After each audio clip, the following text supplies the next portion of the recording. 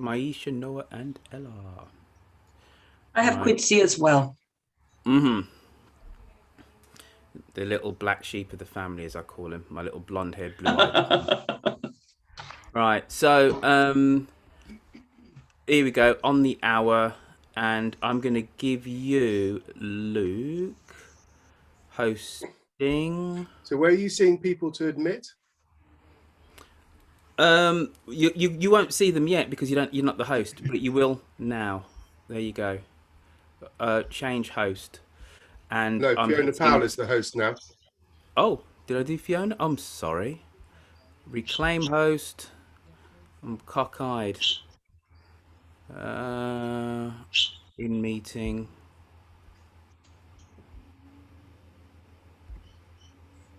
Make host. There you go.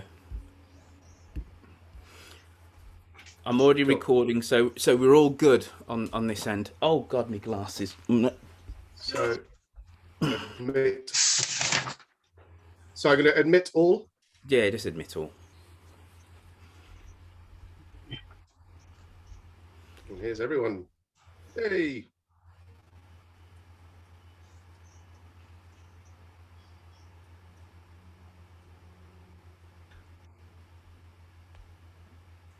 Lovely. Hello, everybody. It looks like everyone is being sensible and you're all on mute. Could you all stay on mute until we reach the Q&A session? And then if anyone has questions to ask Roifield when we reach the Q&A session, we will ask you to unmute. You can put your hands up. So there's a reactions button down at the bottom. And in the reactions button, there's a dog with us. Hello, Darcy's iPad. And we've got, and there's, so if you click on that, there's a raise hand. So if you want to raise your hand, if you have a question for Roifield, raise your hands and I'll ask you to unmute your microphone and ask Roifield. So, but that will be at the end of the session. So the sort of vague schedule is that Fiona will be interviewing Roifield. Then we'll have a short quiz, and then we will have a Q&A session, and then finally we'll have the all-important quiz results. So, Fiona, I'll hand over to you and grill our dear Roifield. Well, before I grill Roifield, I want to introduce Roifield and tell you a little bit about him. Roifield Brown is the force behind some of the most interesting podcasts in what has become a very swollen field. These include 10 American Presidents, Mid-Atlantic, and the annual Intelligent Speech Conference. If you've spent more than 3 seconds listening to him, you'll know that Roifield was born in what he calls the best city in England, Birmingham, of Jamaican parents.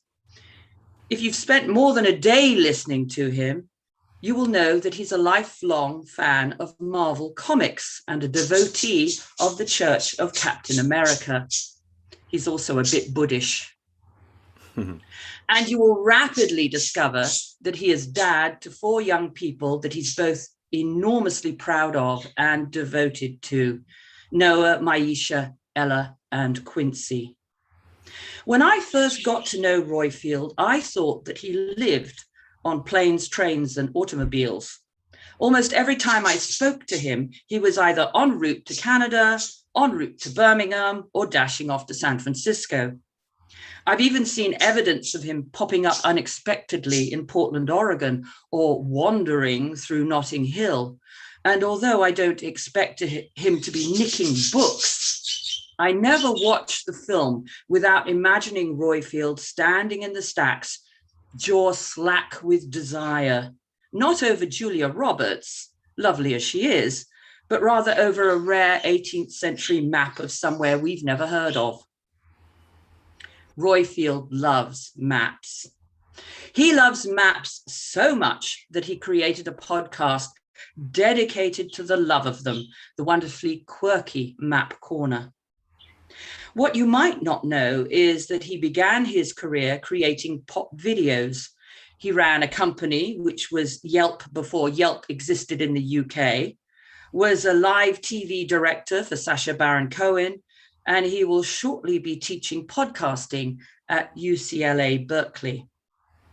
Roifield began podcasting in 2012, and as well as the numerous podcasts that he has created from whole cloth, such as Dumpty Dum for fans of the Archers, and my personal favorite, until it disappeared down the rabbit hole, How Jamaica Conquered the World, he also produced podcasts for others, such as the Football Index, the Audio Lounge, and Commonwealth Voices. And then, along with David Crowther, he created The Things That Made England, which is, of course, why we are here. I regard Roifield as a dear friend, even though I've never met him in person. That is one of his greatest talents, engaging people. So here is the engaging man himself, Roifield Brown. Crumbs. Hello, Roifield. Hello, Fiona. How are you? And I'm sorry, I actually turned off my phone and it turned itself back on again. I need to turn off your parrot as well, by the sounds of things. I'm sorry, she's a parakeet, and I'm sorry about her. Well, thank you for that wonderfully fulsome, warm intro. And I class you as a friend as well. There you go. Even though we've never met. Well, but that's the funny thing, or the great thing about audio, is you can develop a relationship which kind of spans the ocean, you know. So I class you as a friend. I class Luke as a friend. I've never met Luke. I've only met David twice. Twice we've met David, yeah, and he's definitely a pal. And those friendships were created and forged online, really, you know, by us listening to each other, talking via various electronic means. So, and it's only really now, as crazy as it sounds, after 8 years of podcasting, that I'm really beginning to understand the power of audio, how intimate it can be, you know, how all-encompassing it can be, how portable it can be. You know, it can go with you whilst you're mowing the lawn or walking around the lake.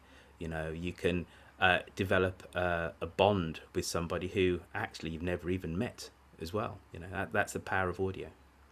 You've worked with television as well. Do you prefer audio? I think I prefer.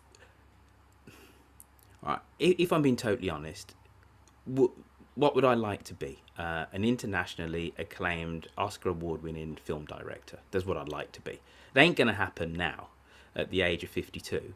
The great thing is for me, because I'm quite disorganized, is I can create media, I can create stuff which I needn't bother anybody else with. Podcasts, audio documentaries. And considering that organization is not my forte, that's ideal. I can create something which can stand up against something that the BBC might do with a whole load of researchers and producers. And, you know, it might not be as good, it might not be better, but at least it can stand up against it, so to speak. I don't have the social and political skills to work for an organisation, I don't think, to create now live TV like I used to 20 odd years ago, or, you know, so that's the lovely thing about podcasting, about creating audio, that you can be a one-man band and occasionally come together with your friends called Fiona, Luke and David and do something which is relatively low stakes. It's not costing lots of money, etc. And you can get something out there. So would I prefer to be in TV? Probably yes, but I'm quite happy where I am. I'm amazed you said that you lack a lot of discipline, because television requires a phenomenal amount of discipline. So it's a long time now, and I think I've been institutionalized to working by myself. Back in the mid to late 90s, I wasn't quite. I was still relatively green. And I think, you know, if you're a director, you can tell people what to do and they can run around and do all the hard work. And then fundamentally, you know, you turn up, you swan in like a bit of a diva and, you know, do this, do that, move that light here, da da da da. and it's an excuse for bad behavior. So, so if somebody wants to tell me that I'm the ultimate boss, pay me lots of money, yeah, I can swan about and do that. But I'm there's a reason why I've ended up podcasting. Let's put it that way. So what got you into podcasting? Why did you decide to podcast? So it was. So I ran this company called My Village, which you said in your intro was kind of a Yelp before Yelp, and I did that for 11 years. Sold the company, and then there was this weird 9-month period where the company that bought my company, I had to work for them. And the great thing about when I was doing My Village was that I had no commute. I would walk 15 minutes from home to office. And that's partly the reason why I set the company up, because I didn't want to commute. Anyway, I found myself commuting in 2011, and it was podcasts, which kind of made it bearable. I thought I need to buy a newspaper. I had to think about how do I get from point A to point B, and keep my brain alive. Bought the newspaper once or twice and went, oh my gosh, there's this thing called podcasts. So started downloading that, and it was the complete guide to everything. It was a couple of American guys who jokingly said they were solving the world's problems, but really were just a pair of comics, and it was somewhat enjoyable. And I realised I could do this. I've worked in TV, I've created music, I could audio edit. After 9 months of torture working for this company, I told them to go stuff their job, and I realised I had nothing to do, I had nothing to go to. So what I did was I said, right, I'm going to create a documentary series on Jamaica, because Jamaica was going to be 50 in 2012, and it was the Olympics, and Usain Bolt at the time was the world's most popular sportsman. All these things put together, I thought, I'm just going to go do this. So end of 2011, started planning it, started it in 2012, and it was like a perfect storm. There was the Olympics. You're in London, which is one of the most multicultural cities in the world. I got loads of press, traditional press, doing this thing. Podcasts are still seen as this kind of quirky thing. This is Serial in 2015, which really blew up podcasting. But in the first week, I was iTunes Podcaster of the Week, and it was just all the things which I loved. It was speaking to people, music, bit of research, and me just talking about what I wanted to talk about, really. And it was just the perfect thing, and I just fell in love with this discipline. Do you think there's still scope for podcasting? I mean, we are drowning in podcasts now. It must have become more and more of a struggle to be producing a podcast that becomes recognizable, noticed, popular even. Well, that's one of my big things, is that, like, the likes of David and I got in before it was the whole industry's been saturated by true corporates, by true broadcasters coming in. The BBC, great organisation. They're throwing out a whole load of shows as podcasts. Good luck to them. But before Serial, it still was the Wild West to a certain degree. So I could come along, and iTunes would actually listen to my podcast and say, we are going to promote it. Now you need a marketing person, a PR person to speak to the person at iTunes and to lobby them for them to do that. Whereas back then it was literally the Wild West. So it's a big problem. And actually, I think podcasts are going to mutate, and are mutating. So I'm actually spending a lot of time on Clubhouse right now, which is almost like live podcasting.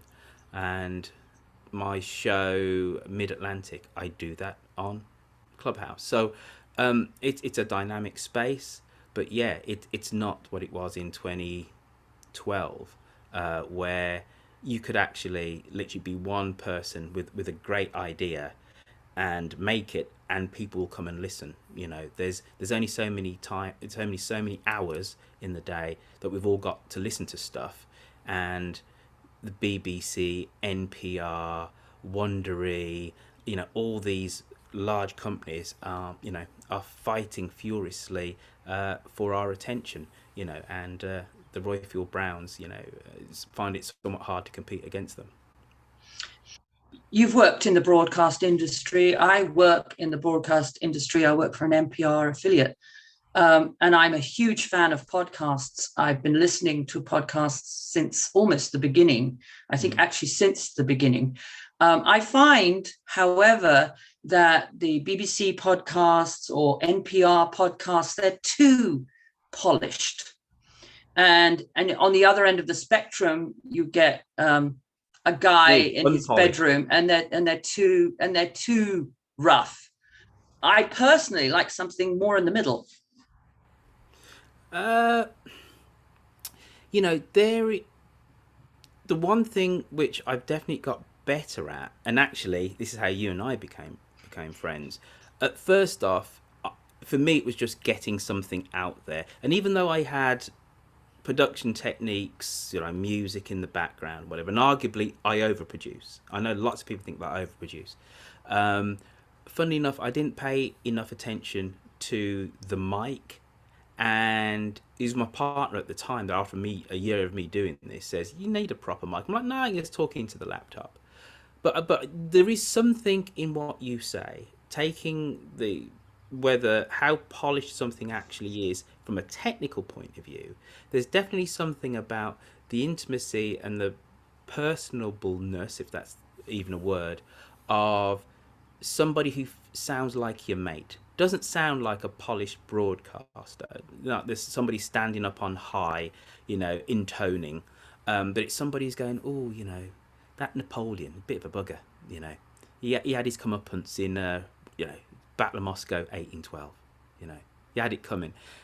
If you can have that kind of tone, but still be giving people information and in an entertaining and engaging way, I think that's where podcasts really come into their own. And then there is something about as well the personal revelation. So it's not that podcasters come and say, oh, I had a terrible day today. I told my boss, in my day job, to go and stuff it. And, you know, me and the wife had an argument. But telling the story of the history of Rome, you can say, you know, oh, next week's episode it might be a little bit late because I'm moving from Seattle to Austin.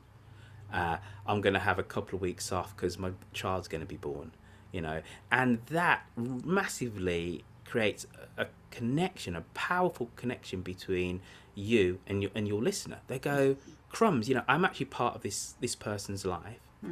And it brings the whole kind of podcast to life, you know. And it's one of the things which expertly that Mr. C does, you know. He broadcasts from his shed, and people want to know about the shed as well as Elizabeth I, you know. Absolutely right. My friends at the Things That Made England know more about me than in 15 years of broadcasting in Pennsylvania. People just don't know me. They know nothing. And that's deliberate. They don't know me. I play music for them. I do arts interviews. They don't know me. They wouldn't know me in the street. They know nothing about my life, and that's deliberate. But I do think that's what makes podcasting, as you say, personal. How do you choose your hosts, co-hosts, and guests? Do you have it just by instinct? Yeah. So, you know what? It's one of the things which I try not to write because I'm like a functioning dyslexic, and I say this all the time. Never been diagnosed, but you know, I can't write 3 words together without them being in the wrong order, and I try not to read. So it is very much kind of by gut, and sometimes, you know, strategic. You know, quite like David, I was a fan of his podcast before we became mates, and I thought I want to work with him. So and you know, and he's cleverer than me though. not quite as good looking. So, but that doesn't really matter on a podcast, which is the great thing, right? So sometimes it's strategic, but actually, great love for the man. With Dum Dee Dum, with Lucy, that was pure serendipity. We just got talking on Twitter one day in DM, and I said, "How funny are you?" And she said, "Piss your pants funny." And we both knew that we liked the Archers, and we said, let's do this show together. It was as simple as that, and we did that for 6 years. One thing I'm not great at, it has to be said, is the interpersonal politics of creating a show.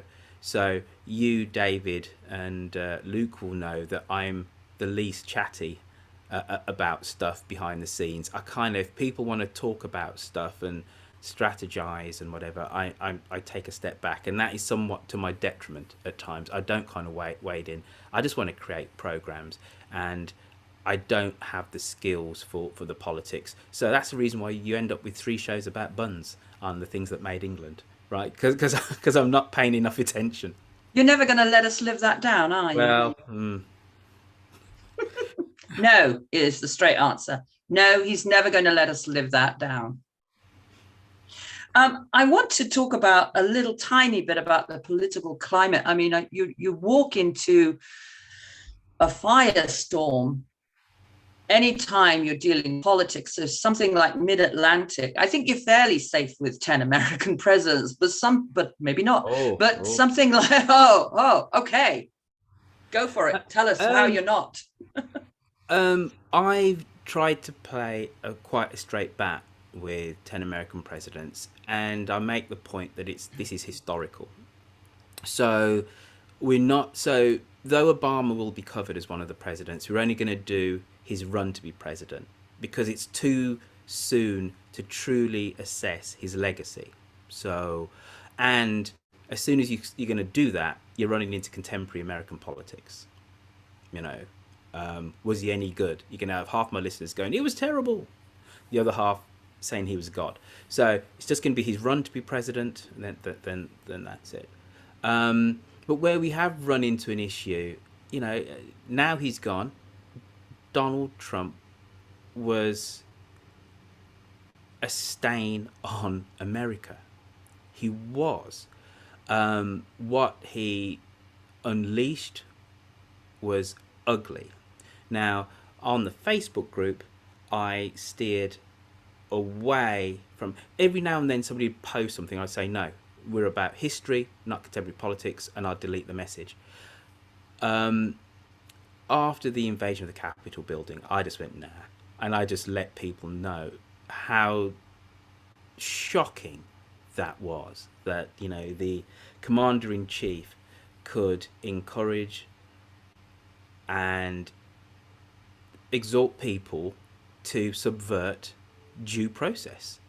And it's just wrong. It doesn't matter what your politics are, it is just wrong. And that's the time when I just, anybody who's reading in between the lines of my posts and what I say when I bookend the shows is going to go, this guy's probably left of centre. But I played it with quite a straight bat, and I was never overt about anything, but with Trump and what happened on January the 6th, you just had to be. I think every right-thinking citizen had to declare their colours, So I fell in love with American politics in 1996. I came to see my grandfather, who at that point was living in New Orleans, and I've told this story so many times, but it's so important. We were travelling across this bridge, and there was this guy on the radio, and he said, the president is a fraud, he's kidding the American people, he should be impeached. And I turned round, and I was actually really quite excited. I went, bloody hell, Grandad, what the hell are you listening to? This wouldn't have been allowed on UK radio, because we have impartiality and balance. And this guy hosting the show was just saying the president is a liar and a fraud. And it was exciting, but I was also shocked. And I said to my granddad, what the hell are you listening to? And he says, I don't know, grandson. The man's an idiot, but he's entertaining. 10 plus years later, I realised it was Rush Limbaugh I was listening to. And I realized it was like Rush Limbaugh in Barack Obama's run to become president. And as a black Brit, proud of being English and Jamaican, I couldn't believe that somebody with his name was running to be president. And I thought, this is just a joke, right? He's obviously going to, it's going to be like Jesse Jackson when he ran in 1998. He's going to get like 1%, the Democratic vote. And he didn't, And that made me want to study the American experiment. I discovered Rush Limbaugh, rediscovered Rush Limbaugh, and was just excited about from a British point of view, the Byzantine nature of American politics. How you have these 50 different centres of political weight. Then you have the federal government. All these competing elections. In Britain, it's so much simpler. It's getting more complex now with devolution, but fundamentally, our political system is so much simpler. And it was utterly fascinating and exciting. So, and then understanding the history, reading up, and more listening than reading, admittedly, about the founding fathers and American ideals and stuff. I just just kind of fell in love with it. But I'm a total. I'll out myself. I'm a liberal latte drinking globalist who wants to hug everybody. I think everything would be better if we all just hugged each other. I think that's a good place for us to stop, Roifield. Very good place. Thank you. Over to you, Luke. Thank you very much. That was excellent. Very, very interesting. Good to hear your backstory there, Roifield. So now we are going to be doing the big Roifield Brown quiz. Can everyone see my screen? In fact, I think I might just make it a bit bigger. Can everyone see the screen all right? Yeah? Yep, I can see it. Good. Right. So this is a quiz which combines knowledge from all of Roifield's podcasts. Well, for all the big ones, I think there are a couple that I found. But these are the big ones. So hopefully those of you who find those ones easy, but you might struggle on the other ones. So question number one is a dum-de-dum one. What is the name of the pub in Ambridge? What is the name of the pub in Ambridge? Question number two is 10 American presidents. If Trump was 45, what was Abraham Lincoln? If Trump was 45, what was Abraham Lincoln?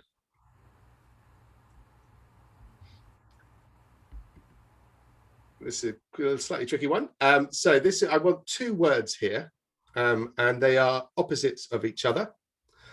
So I want the word that could be used as a definition of San Marino, Vatican City, and the Kingdom of Lesotho. And then word two, which is the opposite, is a definition of Givia in Spain, Campione d'Italia, and even kind of Alaska. So that's Givia, Campione d'Italia, and even kind of Alaska. Next question is a conquered world question. What was the name of the movie about the Jamaican bobsleigh team's participation? Great movie. What was the name of the movie about the Jamaican bobsleigh team's participation in the 1988 Winter Olympics?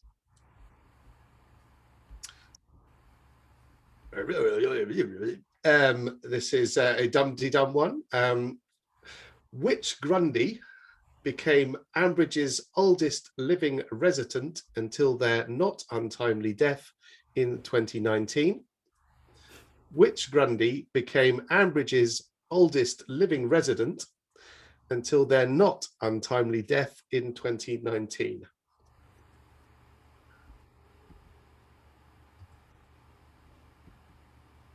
And for the 10 American presidents, who are the 10 American presidents?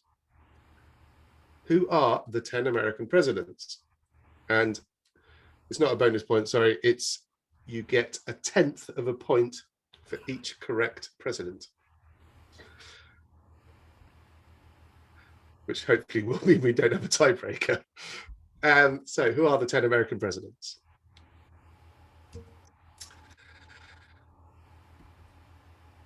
A map corner one. What is the Latin name for a map of the world like the one displayed in Hereford Cathedral? What is the Latin name for a map of the world like the one displayed in Hereford Cathedral?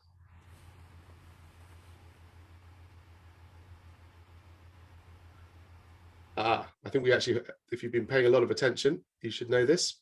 What year did Jamaica achieve independence?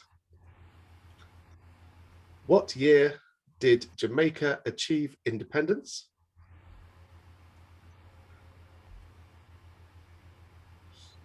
This is a combo one of Mid-Atlantic and Map Corner. And so which is most Mid-Atlantic? By which I mean, which is furthest from the mainland? The Azores, an island group in the North Mid-Atlantic, or St. Helena of the Ascension Islands, part of an island group in the South Mid-Atlantic? And which is most Mid-Atlantic?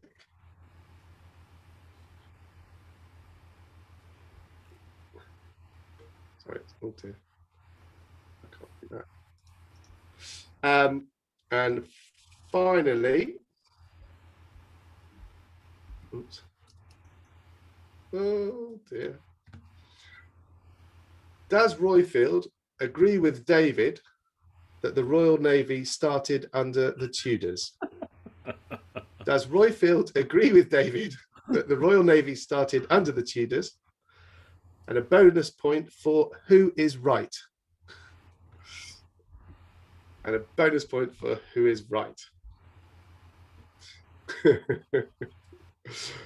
You're a troublemaker, Baxter. I know. Now, how do I undo my stop share? Good. So everyone got the questions? Anyone need anything repeating? Hopefully it's all clear. So I'm going to stop sharing. And I'm going to hand over to David to lead off on our Q&A session. So please, anyone who has any questions, as I say, use the hands up thing and we'll ask you to unmute your mic. Before I throw it over from the floor, Roifield, I have a couple of questions. Are we going to have some banter, David? Some banter? I don't think so. I don't believe in band. Oh, but I did want to start off though, Roifield, by saying that I'm interested to hear from your interview that you want to hug everybody. If we do meet again, just stay away from that, all right? Well, no. Listen, that beard of yours was quite prickly, so I won't be hugging you. It's actually very soft, mate. But I know you've travelled the world. You've become an international person. I'm not. I've not moved on. Okay, just so you know. Okay. So look, I know you are interested in politics, very interested, very international. So I wanted to ask about your favourite politician. So who is your favourite politician, Roifield, in Tajikistan? Oh wow, thank you. Well, it's obviously You've narrowed it down. Okay. You've narrowed it down for me. Right. Now, who is your? If you have a political hero, you're gonna know a Tajik politician. You know what? I don't, right? And I get my Tajikistan and my Kyrgyzstans mixed up. Right. So Tajikistan is just north of Afghanistan, and I know it's one of the poorest. That and Kyrgyzstan, the two poorest of the ex-Soviet Central Asian republics. The old Silk Road used to go through it. I can keep talking about it and that actually answers your question. So it'll sound like I know what I'm talking about, but actually I'm evading the fact that I can't think of one. I'm sorry, it was So- just a vacuous joke, Roifield. Well, you know, but no, the only, it made me think though, David. the only Stan I know is Stanley Holloway. So if you were to have a political hero, then outside of Tajikistan, who would it be? I'll tell you the one Stan who was a good politician, Stanley Baldwin. Interesting choice. There you go. Why Stanley Baldwin? Not bad. You know, somewhat outcast by the left and whatever because of what he did in the general strike. But he's a good Stan. Here you go. Right. Very good. I'm impressed. So, Roifield, you may have heard, I don't know if you've heard, but in an attempt to stop, to keep COVID nailed down, the British government has advised everybody in Britain that they need to have a staycation. And I think they've called it Adventure Britain or some sort of tribe. Anyway, they've recommended cities, and you'll presumably guess which of one of the cities they've recommended is Brum. So if you had some advice for a tourist who decided was going to spend their 2-week holiday in Brum, where should they go first? 89 Holly Lane, Erdington, Mum and Dad's place. Really recommend it. Is that right? Are your mum and dad up for that? Yeah, totally. I tell you. Mrs. Brown, your son said we should come round. See, jokes aside, my mum retired about 8 years ago. And she said to me when she retired, she went, I think I want to do that Airbnb. And I went, okay. And she went, don't need the money. I just want to meet people. Wouldn't it be nice for people to come round to the house? And I can tell them all about Birmingham and Jamaica and give them some Jamaican food. 89 Holly Lane, Erdington. There's your answer. Right. I'll sign up because, I wanted to do some cook some buns with your mother, as you know. But in Jamaican cuisine, a bun is very different from an English bun. And is it? You can have, bun and cheese is something you have traditionally at Easter. So bun it's this brown, slightly sweet thing. There's a lot of cinnamon in it. And yes, bun and cheese is classically Jamaican / West Indian. Sounds excellent. We should have her on things that made toast things it that made and Jamaican. blow your head off. Excellent. Mr. C. Well, I shall look forward to you doing a bun on the things that made it, because I know you've loved the series. So we have a 4th episode on buns. Yes, from You're trying to sink the whole podcast, aren't you? So one more question before I turn it over to the floor. So I was quite interested to know that you wanted to be a famous film director, which is good. So what film do you wish you had made, Roifield? Oh, gosh. Well, because I'm deep into Marvel lore, I've got to say Captain America: Civil War, which is Winter Soldier is pretty much a perfect film. But when I was a teenager, before I went away off to art school, I wanted to be a British Derek Jarman. I loved his movies. They were just incredibly beautiful. I loved the music, and these were just like photographs with movement, beautifully proportioned. I always wanted to be an artsy-fartsy film director. The older I get, the more I realise that just to make something which is crackingly entertaining is equally as hard. It doesn't have the same kind of critical uplift. We're not people that make films which are incredibly entertaining that the whole family can watch, which is the reason why, and yes, I'm a superhero person through and through, but I think what the Marvel Universe have actually done is utterly fantastic. So the answer is I'd like to do a really artsy-fartsy, right, intellectually dense superhero film. Okay. So if you want to be Derek Jarman, does that mean you want to go and live on the beach outside a nuclear power plant? It doesn't strike me as the first thing that I'd want to do. And actually, right, I always say that the great countryside gets in the way of cities, because I'm all about cities. So, like, I don't want to be down by the beach at all. Oh, unless it's Barcelona. There's a great city down by the beach, or Naples. Great weekends fun was had in Naples. There's a city by the beach. Yes, Rio, that is there's lovely another place. city by the beach. Right. Okay, Southend-on-Sea, Margate. It's a great city by the sea. Oh, you know what? We took the kids after the day after I got married. We took the kids to Southend-on-Sea. No, not a good time. It's quite sad. Quite sad. You can clearly see the heyday of this town was in the 1950s, Right. and the air has just come out of it. You know. Time to bring it back, Roifield. You and me. We'll go there and paint the town That's red. what we'll have a staycation there, David. We'll have That's a what we'll do. staycation. You and me, but no hugging, right? Now, question: if you want to raise your hands, people, and I will. Eric's had his hand up for a while.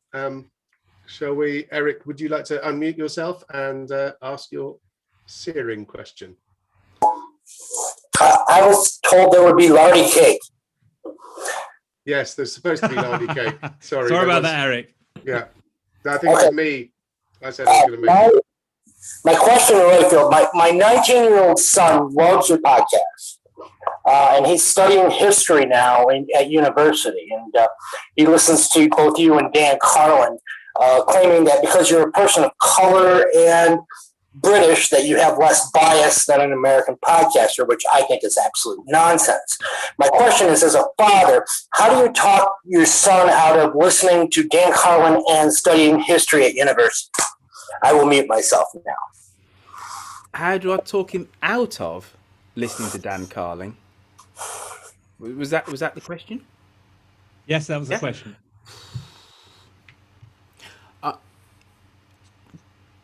I think what Dan Carlin's done has been given history a massive shot in the arm. There's no two ways about it that what he has done is popularized a deep study, an exploration of historical themes to an audience that wouldn't have readily seen themselves as fans of history. We have to recognize that. He's also a bloody nice chap, and he didn't have to do my first 10 American Presidents episode, but he did. And he's also somebody who really sees himself as a podcaster and tries to help out other podcasts and other podcasters. So hopefully that doesn't bias my answer, but he's a nice guy. I've met him a couple of times. Yeah. I don't necessarily agree with his politics, but he's definitely thought-provoking. If this is the reason why your son wants to study history, that's a good thing. One of the things which I've never really been able to understand is how badly history is taught in school. History is all about sex. It's all about grinding poverty. It's about conquest. It's about love. It's about all these universal themes and these things which we throw on screen. And any idiot should be able to teach history in an entertaining way, because it's all there. It's all there.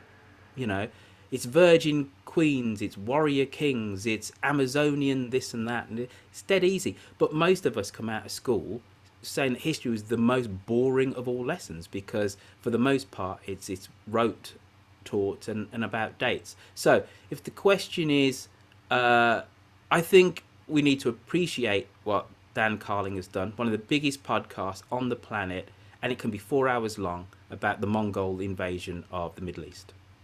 That's stunning. So yeah, that's what I'm going to say. That's a politically adroit answer. That's what I'm going to say. Very good answer, Roifield. Is it Jan Mitchell has her hand up to boot, I think. Jan, do you want to take the floor? I love Jan. Hi, Roifield. You know, we were talking about friendships and how you can have connection with people. I've never met Jan, and Jan is a Dum-de-Dum listener. She lives in BC, and she sent me and Lucy some cakes, buns, Cinnabuns in about 2015 in the post. And to my shame, I ate Lucy's bun as well. Lucy never Yeah. got her bun.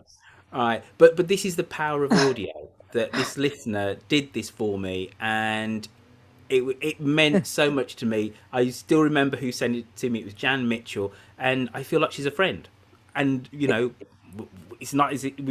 We're not exactly on speed dial with each other, are we, Jan? No, but I feel like you're a friend too, Yeah. Roifield. And one day when things are a little better, I may end up being able to join you at a Dumpty Dum meetup.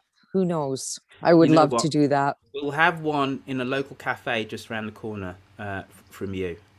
There you Oh, go. well, there's lots here. Here in Vancouver, there's some great ones to choose from. We're kind of a city by the beach too. Have you been there? I've never been to Vancouver, and the other thing which is kind of comes out of Map Corner is I'm a total urbanist. I love cities, as I kind of said before, and Vancouver is always stated as the most livable of world cities. It's always completely up there in terms of its urban policies. You don't have motorways, freeways crisscrossing the city. They stop at the edge. It's a livable, breathable, walkable, beautiful city. I went to Yeah. Seattle for the first time 3 years ago, and for somebody who lives in the Bay Area, I couldn't believe how clean Seattle was. I thought Seattle was a wonderful city, and everybody in Seattle, when I kept on saying this, says, "You've never been to Vancouver, have you?" That's the place where, if you think this place is clean and walkable, go to Vancouver. So I'm coming as soon as I have my second jab, Jan, Yeah. on Thursday, right? So I'll be Oh, able to lick all the doorknobs I want.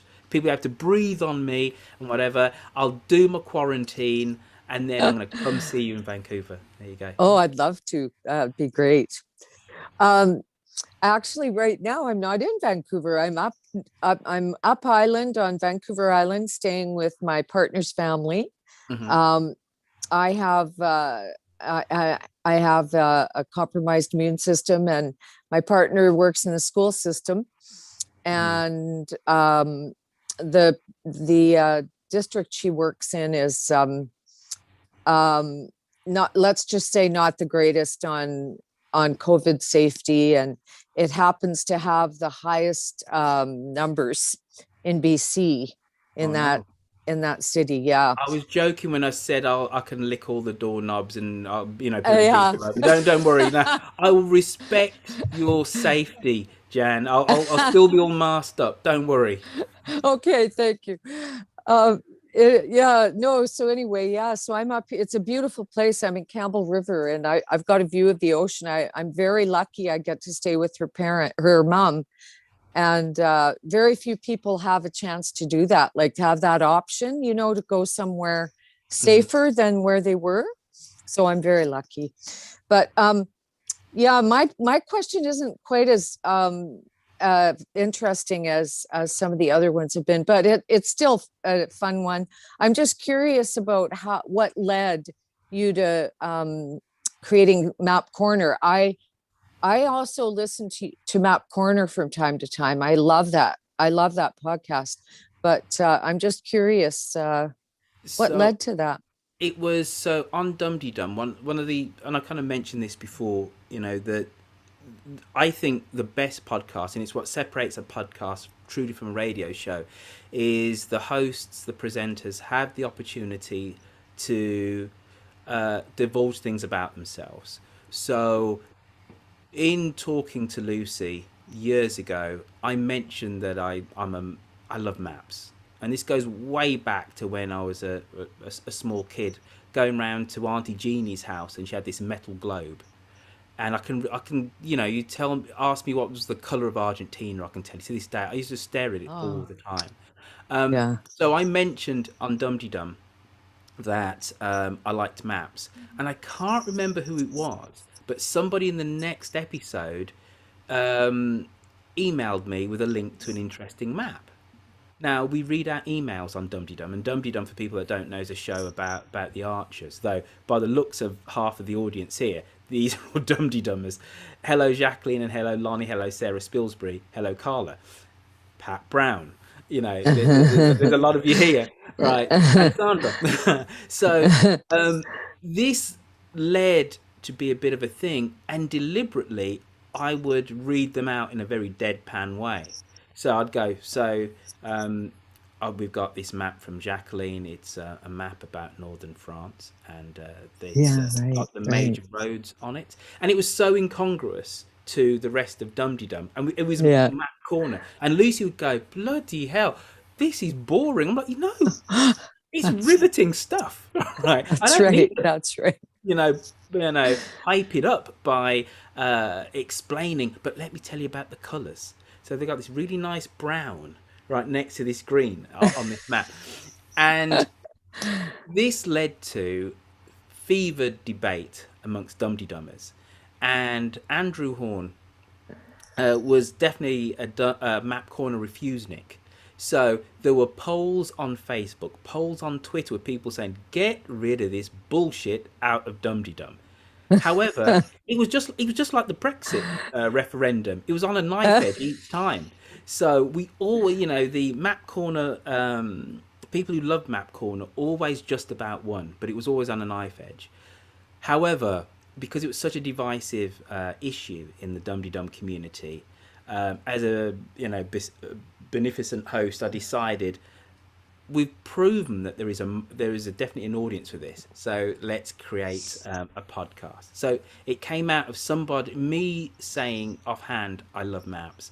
Somebody then sending me a map, and for about 3 months, people sending me links to maps, me reading them out on Dum-de-Dum, and Lucy losing her head, basically, and saying, you can't do this. I said, we absolutely can do this. It's quintessentially, quirkily English what we're doing. There you go. I do now recall a lot of that story because I listened in to a lot of it. Yeah, that's right. I kind of had forgotten about it, so I'm glad you filled us in about it. That was fun. Thank you. And you know what? And it's lovely to see you, and lovely to see you yesterday. And I haven't said, I need to also say hello to Rob Williams, who's a Dum-de-Dum, and to Nick Roworth.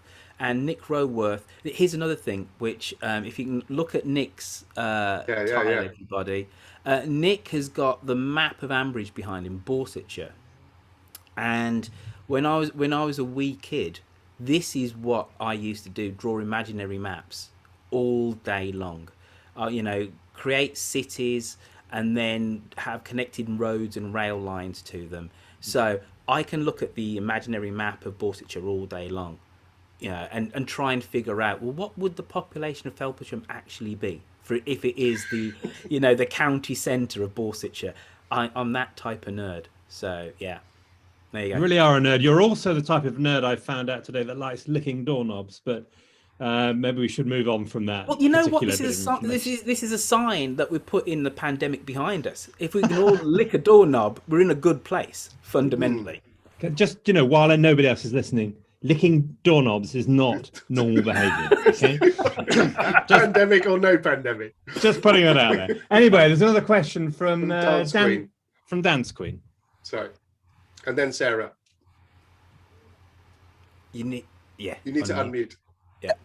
Hello, Roifield. Hello. And others. I'm a Dum-de-Dummer.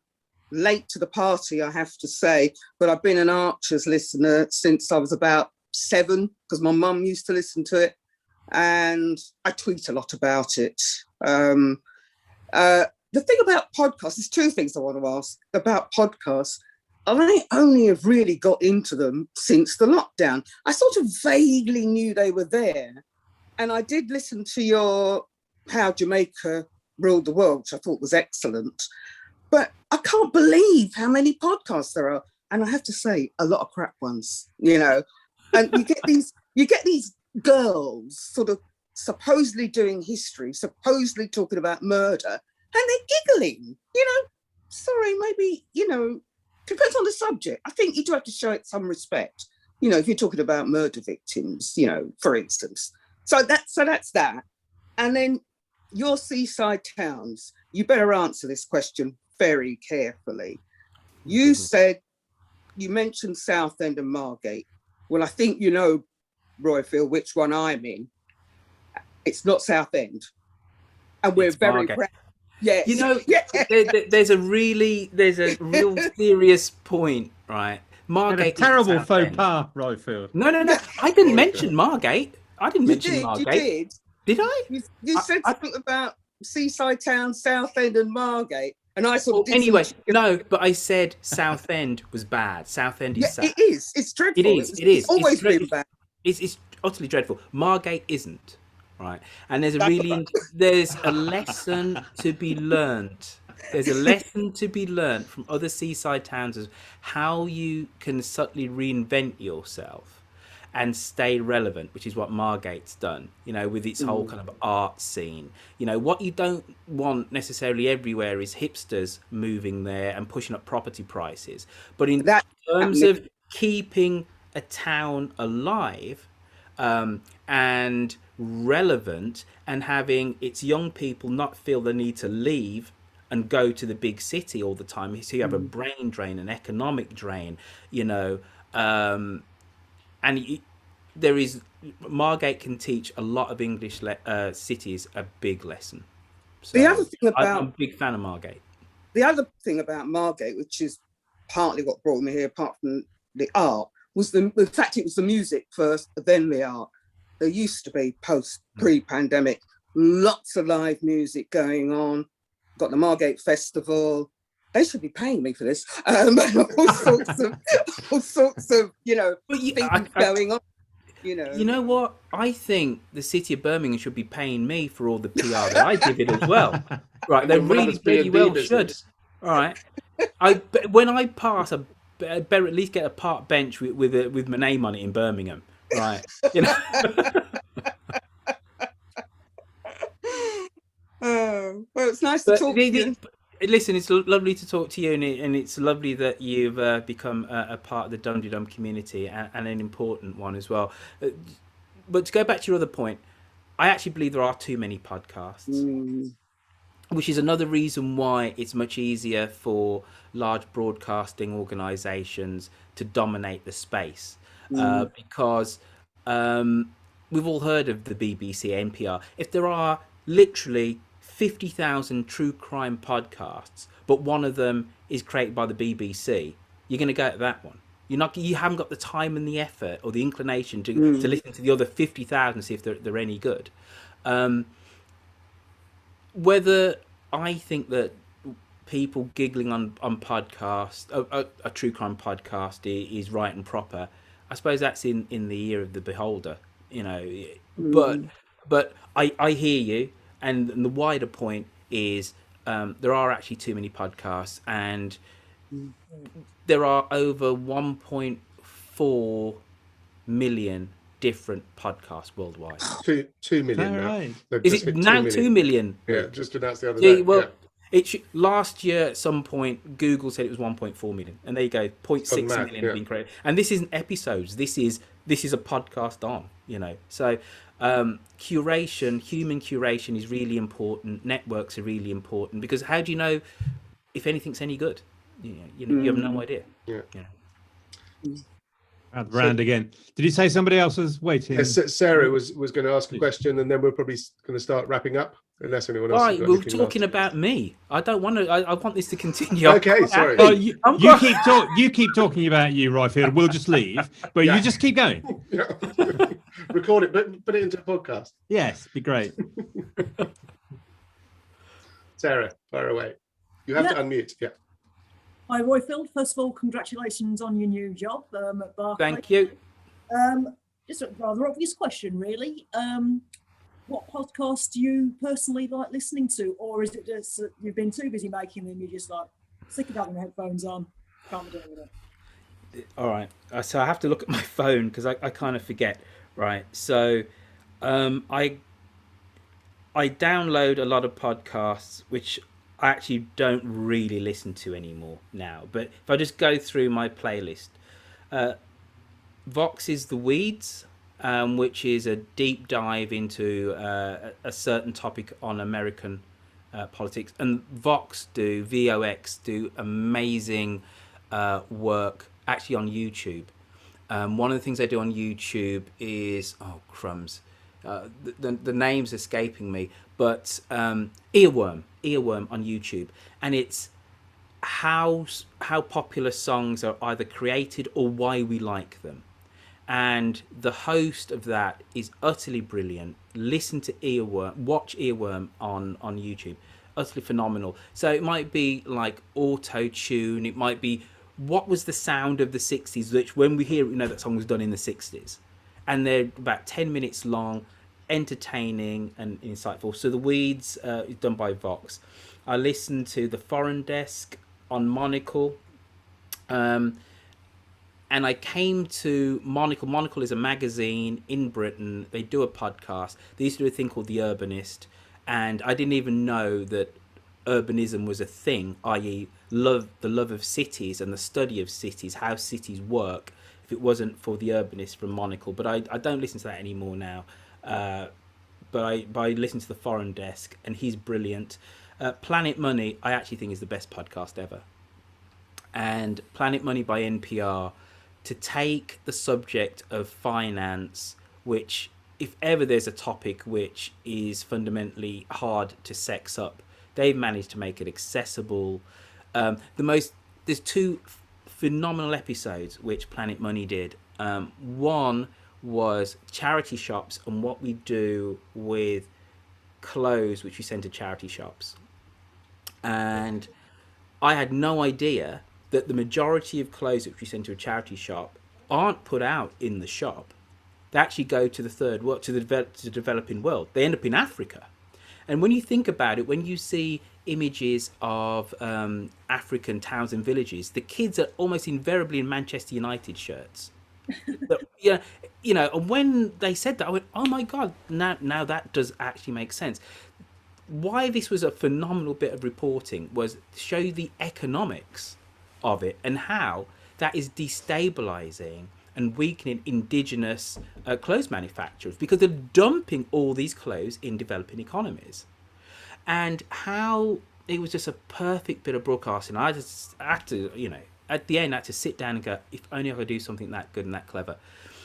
What they did was they followed, some guy went to some Ivy League university and he played lacrosse. And when he got married, his wife said, you see that old smelly lacrosse shirt? I don't want it in the house anymore. He took it to a charity shop. And 7 years later, he was in insert name of West African country, Ghana, Nigeria, Ivory Coast, I forget where. Walking down a road, he's working for an NGO, and he saw this Lacoste shirt from his Ivy League university, and he ran out to the person and says, you went to wherever, you know, Harvard. And this guy was like, what are you talking about? And he went off and he discovered it was actually his shirt, and the charity which he'd given it to in America had shipped it to and he just couldn't believe it. But within that, told a whole story about globalization and the weakening, and because through pure altruism, how it was harming indigenous clothes manufacture. It was phenomenal. I had to sit down after that. How the hell can you have the foresight and the resources to tell a story which is fundamentally, yes, it's important, but it's not the sexiest one in the world, and they humanized it to an incredible degree. Another phenomenal one, and I'll just end on I'll tell you one more story about Planet Money, then I'll tell you about Deeper Shades of, two other podcasts. There's a phenomena, and it's called, I'm going to butcher it, but it's a case of driveway time, and it's not quite called that, but it means you're listening to a podcast and you've driven somewhere and the podcast hasn't quite finished and you can't get out of your car on your driveway because you need to finish the podcast. I completely had that moment. Again, Planet Money, and it was a story of this one woman's crusade to have the perfect fry, or chip in English. So this woman works for this large American company that makes fries. about 2010, she goes off to Beijing, and she notices that the McDonald's are all empty, but they're doing food delivery all the time. And she went, no one's going to McDonald's, but McDonald's in Beijing are delivering food. Now, she's a chip expert, a fry expert. That's her job. Head of fry development, she was. And she said, by the time those fries have got to wherever they're going, they're bad. We all know that, you know, fries only have a certain shelf life when they're, you know, kind of edible, crispy, and nice and fluffy on the inside. She goes back to America, tells her bosses, we need some heavy fry food investment. And her bosses go, don't talk rubbish. She said, no, the future is in Beijing, food delivery. Her bosses said, no, utter nonsense. No one will want food delivered to them. Everyone will go out and pick up food. She went, no, it's happening in China. China is the future. The bosses said no. She diverted funds to develop the perfect fry. It took her 2 years of hiding money and having this crack research team, and she discovered that what makes the integrity of the fry maintain its yumminess is water retention within the body of the fry. She was proven right. Deliveroo, all these food Uber Eats, right? And she has extended the edible, delicious life of a fry post-fryer into mouth. It used to be only 5 minutes. It's now 25 minutes. I couldn't get out of my car. I was riveted. How is this woman going to pull this off without her bosses discovering that she's diverting funds into fry development, right? How is this going to change the world of food delivery? That's the power of Planet Money. Just very quickly, I listen to Deeper Shades of House because I love soulful house music. I love Morning Joe on MSNBC. I love Joe Scarborough. He's just he's a right-wing politician who's somewhat seen the light. And I do listen to Pivot, which is Cara Swisher and Galloway, and they're a brilliant team. Though he's actually the star of the podcast. So there you go. I listen to podcasts all day long, but as I said before, I'm actually quite getting into Clubhouse, which is live podcasting. Hopefully that Fry story was as exciting for you in the recollection of it as it was for me when I first heard it. Okay, thank you.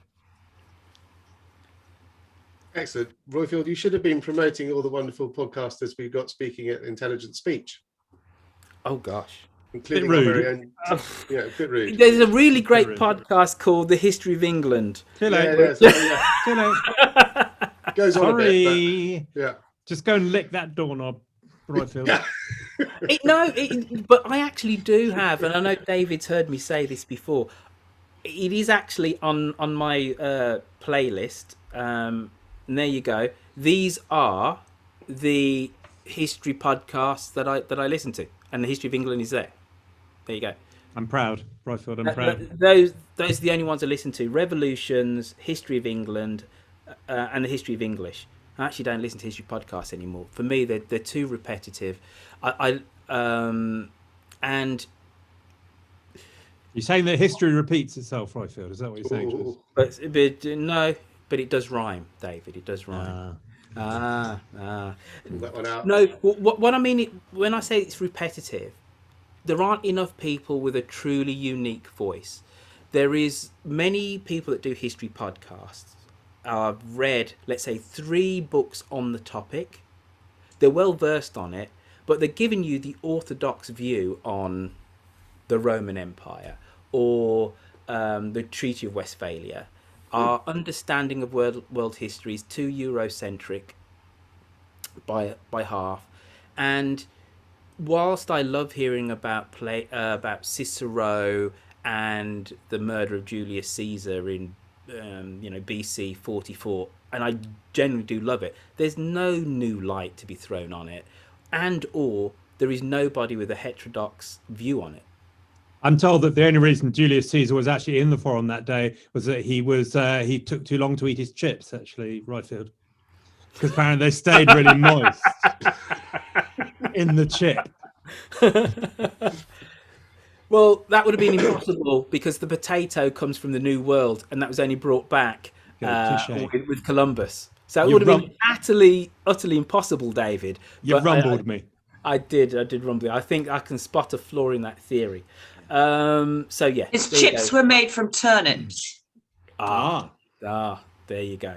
Trust me. It's lovely to see Jacqueline Berthaud, who's on here, who's waving away. Another example of somebody who I've never physically met, but through the whole world of podcasting, feels like a very good and dear friend. So yeah, are you waving at me or at Jacqueline, Jan? I'm waving at Jacqueline. I'm just collateral damage in this wave then. I'll duck out the way. Yeah, there you go. Careful about waving. We'll ask you a question. Do you want to do these quiz results then, Mr. Baxter? Is everyone ready for some quiz results? The all-important. Shall I share them again? Share. Just whilst you're doing that, Dance Queen says she also listens to Dressed About Clothes, which uses history, etc. Yeah. Yes, there's quite good recommendations in there. Yeah. That you can refer back to. Okay, so what is the name of the? I think this is the maximum points is 11. What is the name of the pub in Ambridge? It is the Bull. My wife got this wrong when I tested my quiz on her. She was a bit embarrassed about that. If Trump was 45, what was Abraham Lincoln? So this refers to the number of he was the 45th president, and Abraham Lincoln was the 16th president. The opposite words for the definition of San Marino, Vatican City, and the Kingdom of Lesotho, those are enclaves. And Givia, Campione d'Italia are exclaves. So those are countries the parts of a country that are outside the country. And Alaska is a semi-exclave because it has a sea. You know, we never call Northern Ireland an exclave of Great Britain, but it is. You know, we never refer to it. Would be a semi-exclave. Oh, all right, okay. It would be because it has a sea. It has a sea, you could reach it by sea. I got quite into this, and actually, and even that's more. That's the reason why you're saying Alaska is kind of Alaska, then. Exactly, it's a semi-exclave, and actually, it's more of an exclave because the British territorial waters between mainland Britain and Northern Ireland. All right, then. So what about French Guiana? But I think, yes, I think that's a colony. But that would be a semi-exclave. No, it's a constituent part of metropolitan. Yes, that's true, because it's on the banknotes, isn't it? It's on the euro notes. Yeah, that would be a semi-exclave as well, because you could go from France to Guyana by sea. All right. It's that's something. A full exclave is that you'd have to go through another country to get to that country. Yeah. Gotcha. All right.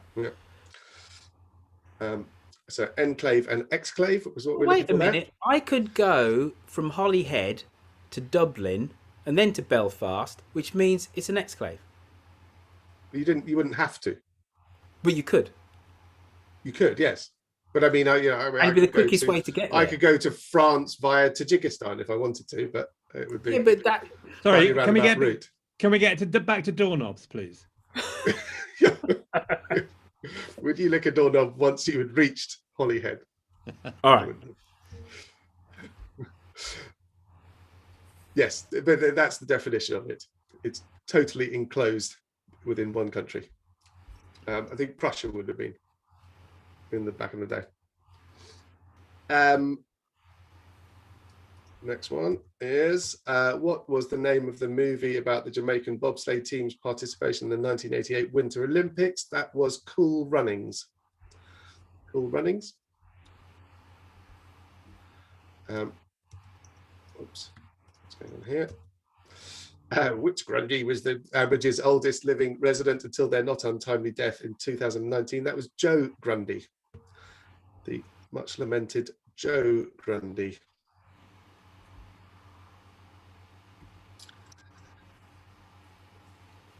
Who are the 10 American presidents? So, I mean, you could probably guess them even if you don't follow the podcast, but they are Franklin Roosevelt, George Washington, Andrew Jackson, Barack Obama, Ronald Reagan, Richard Nixon, Teddy Roosevelt, Abraham Lincoln, Thomas Jefferson, and John Kennedy. And that's a 10th of a point for each. 10th of a point for each one you get right. What is the Latin name for a map of the world like the one displayed in Hereford Cathedral? Mappa Mundi. Mappa Mundi. What year did Jamaica achieve an independence? And Roifield actually gave the answer to that, but it's 1962, which embarrassingly I didn't know at all. 1962, Jamaican independence.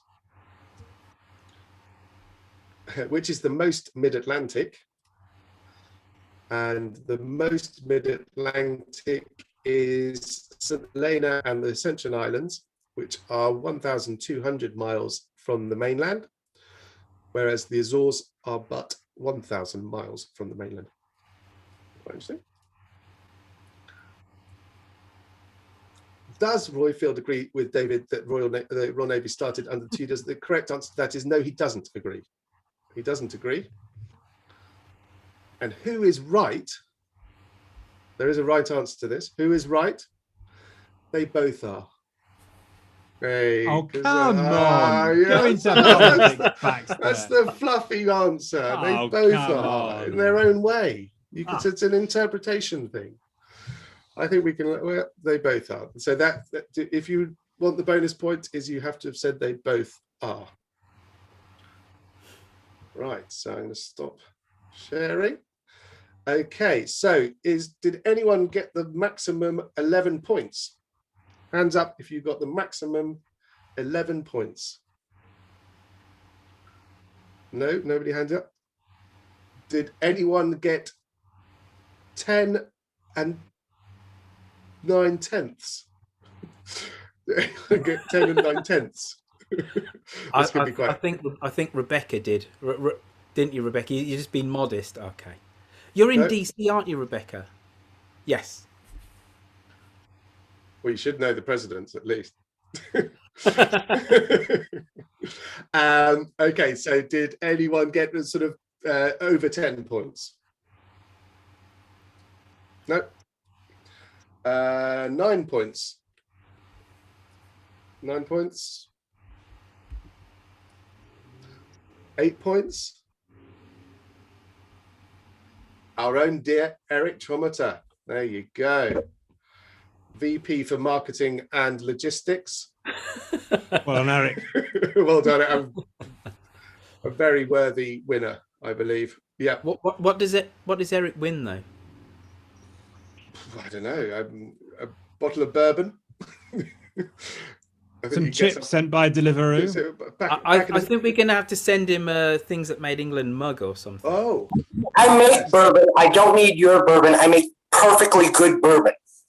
Yeah. We could send you some proper whiskey then to make up for it. Oh, ouch. Harsh. I got a real... with an E, of course. I got a real education at a bar about 4 years ago. I turned up, I had to go and meet somebody, and I turned up about 45 minutes early. It's in San Francisco. I had to catch public transport, mistimed it, got there way too early. Bar was completely empty, and barman says, "What do you want to drink, sir?" And I'm not really a drinker. I'm completely a social drinker, completely social. And I went, I don't know. And he says, "You're in a bar. What do you want to drink?" And I went, Jack Daniels and Coke. And he went, no. I went, pardon? He says, I'm not serving you Jack Daniels and Coke. I said, why not? He said, number one, Jack Daniels is a bad drink. And he says, obviously, you're not American with your accent and with your drink choices. You don't put in another drink with a spirit. That's not the way we do things here. Do you want a bourbon? I went, I asked for Jack Daniels. He says, that's a bourbon, right? Okay, so I'm going to give you a bourbon. And he pulled down this bourbon and he said, right, oaken barrels is what this thing has been, brewed in. You're going to taste some earthy, oaky flavors in this.